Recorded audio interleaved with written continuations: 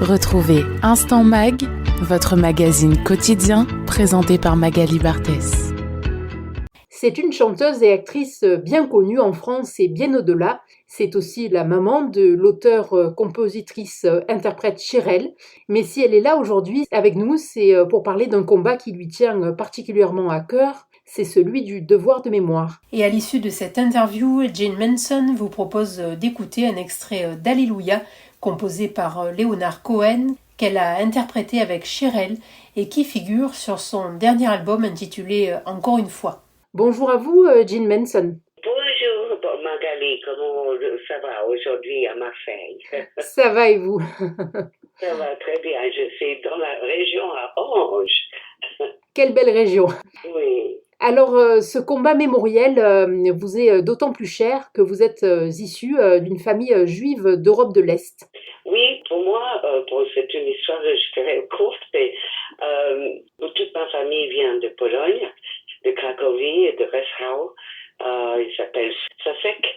Et j'ai découvert en 2018, comme ma pauvre maman qui nous a quittés, j'ai été avec elle et j'ai demandé à l'hôpital, j'avais besoin de faire des papiers, donc je lui ai demandé comment il s'appelait, le nom de la famille de sa propre mère. Et elle a dit Baruch. J'ai dit, mais Mom, that's Jewish. Maman, et comme moi, j'ai toujours pensé qu'il y avait un lien, beaucoup de liens juifs dans ma famille. Moi j'étais élevée protestante, mais en même temps, j'étais toujours très près du judaïsme dans leurs sentiments, dans la façon d'être, et avec beaucoup des amis juifs dans le monde de toute ma vie, là maintenant. Et donc, en 2018, j'ai découvert ça avec beaucoup de joie. Ma fille Cherelle, qui a choisi aussi la religion juive, ou aussi la philosophie juive, puisque je puisse dire que c'est aussi une philosophie.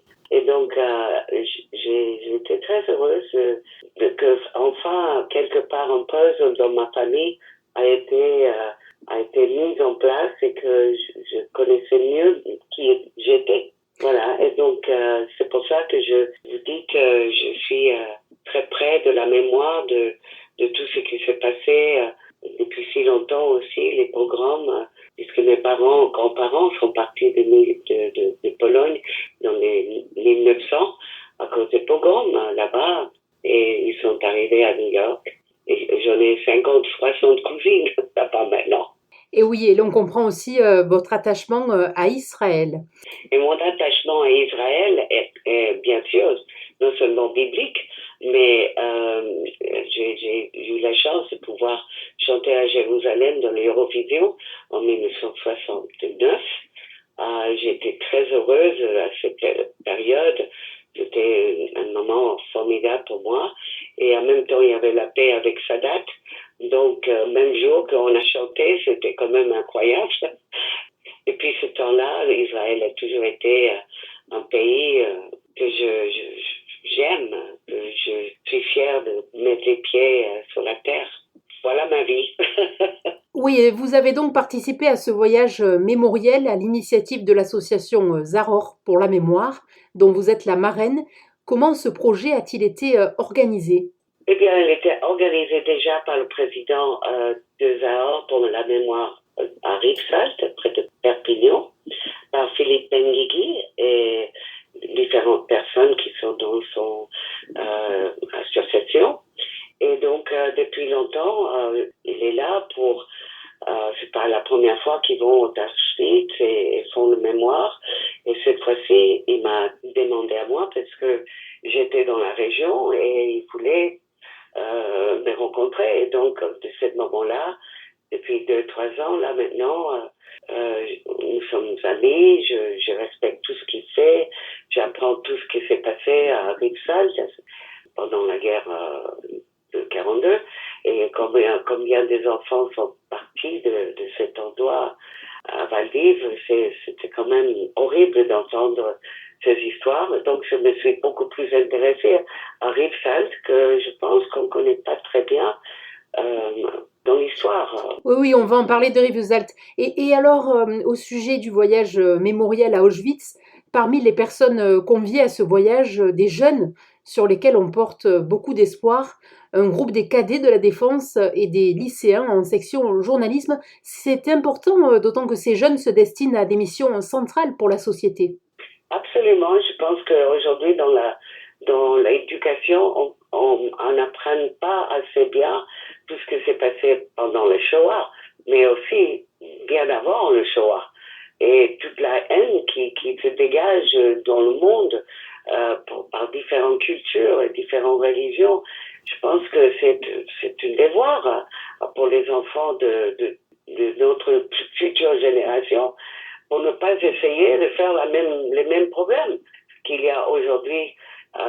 Toujours des guerres, toujours des malentendus. Et donc, c'est un peu dommage que en France, en Amérique et dans le monde, on n'apprenne pas un peu plus ces moments qui sont assez récents, seulement il y a 80 ans. Toutes ces horreurs se sont passées. Et aujourd'hui, il y a encore des horreurs dans le monde entier. Donc, si on n'éduque pas dès le départ nos enfants à simplement utiliser le mot aimer les uns et les autres et ne pas se bagarrer tout le temps, c'est l'essentiel. Et puis aussi savoir que le collectif, les souffrances collectives de l'être humain est quand même énorme. Et quelle a été donc la réaction? Parce que bon, pour aimer, il faut aussi d'abord être ému. Et donc, quelle a été la réaction de ces jeunes qui se destinent à protéger et à informer?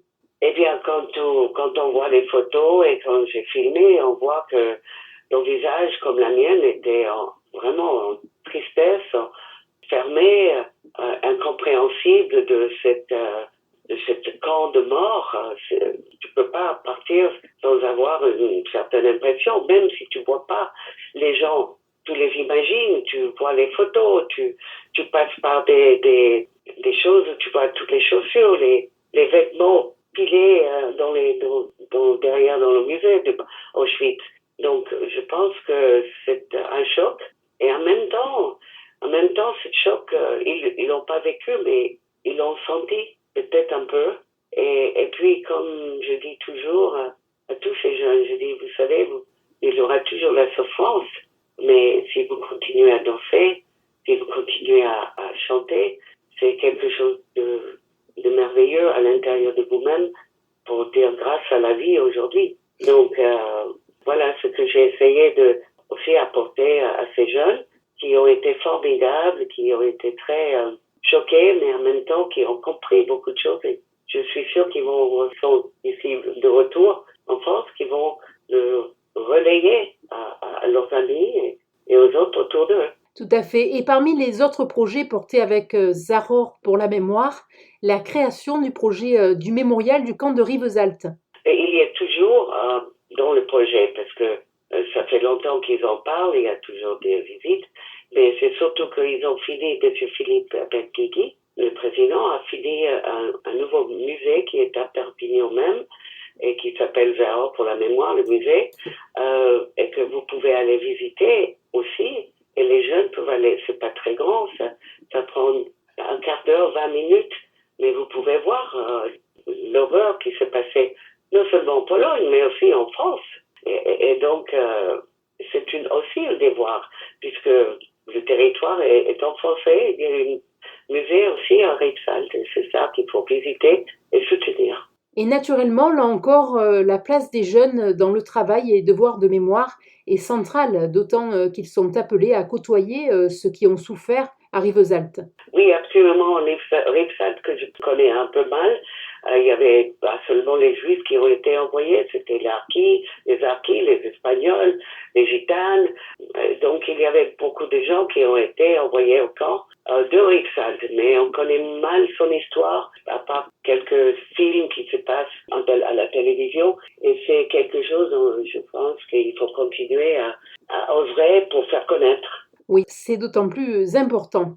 Alors, je ne vais pas terminer cette interview sans évoquer votre dernier album sorti il y a quelques mois, intitulé Encore une fois. Oui, mais eh bien, encore une fois, je joue la musique, je fais la musique, c'est mon 9e album, et je voulais, avec cette interview, terminer avec une très belle chanson qui s'appelle Hallelujah de Leonard Cohen, qui dit beaucoup de choses et que j'ai pu chanter avec ma fille Chirel qui a chanté à Tel Aviv et moi j'ai chanté en France. Donc c'était une réunion quand même un peu loin de l'un et l'autre, mais c'est une grande réussite. Donc je voudrais partager ça avec des auditeurs à Marseille sur la radio et je vous remercie de m'écouter et de éventuellement faire quelque chose de bien pour quelqu'un aujourd'hui. Une belle collaboration familiale. Eh bien, merci beaucoup, Jean Manson. Je mentionne donc le site du mémorial de Rivesaltes, mémorial-camp-rivesaltes.eu et votre page Instagram, Jean Manson officiel. Voilà. Merci beaucoup. Merci Magali et belle journée à vous tous. Merci beaucoup. Au revoir. D'accord. Shalom. Shalom. I heard there was a secret chord that David played and it pleased the Lord. But you don't really care for music, do ya? Well, it goes like this: the fourth, the fifth, the minor fall and the major lift, the baffled king composing hallelujah, hallelujah, hallelujah, hallelujah,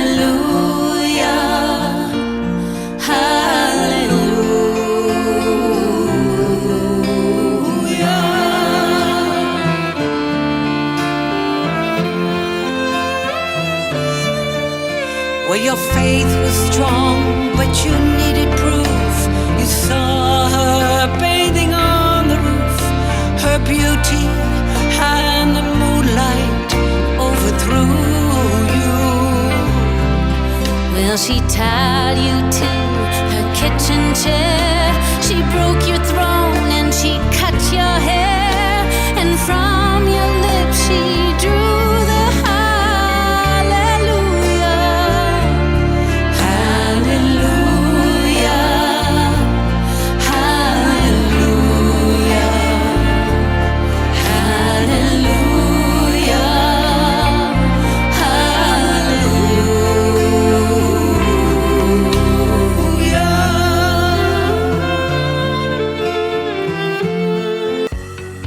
C'était l'Instant Mag, votre magazine quotidien présenté par Magali Barthès.